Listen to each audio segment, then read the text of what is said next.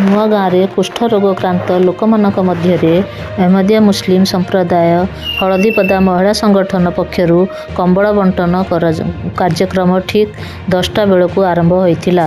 ଉକ୍ତ କାର୍ଯ୍ୟକ୍ରମରେ ମହିଳା ସଂଗଠନର ସଭାପତି ଉପସ୍ଥିତ ଥିଲେ। ତାଙ୍କ ବ୍ୟତୀତ ଅନ୍ୟାନ୍ୟ ସହଯୋଗୀମାନେ ଏହି କାର୍ଯ୍ୟକ୍ରମରେ ସହଯୋଗ କରିଥିଲେ। ଅହମଦିଆ ମୁସଲିମ ସମ୍ପ୍ରଦାୟ ପକ୍ଷରୁ ଏହିପରି ମାନବ ସମାଜର କଲ୍ୟାଣ ଜାରି କାର୍ଯ୍ୟକ୍ରମ ବର୍ଷ ସାରା କରାଯାଏ। ହଳଦୀପଦା ମହିଳା ସଂଗଠନ ପକ୍ଷରୁ କମ୍ବଳ ବଣ୍ଟନ କାର୍ଯ୍ୟକ୍ରମକୁ ସେଠିକାର ଲୋକମାନେ ଖୁବ୍ ଭଲ ଭାବରେ ପ୍ରଶଂସା କରିଥିଲେ।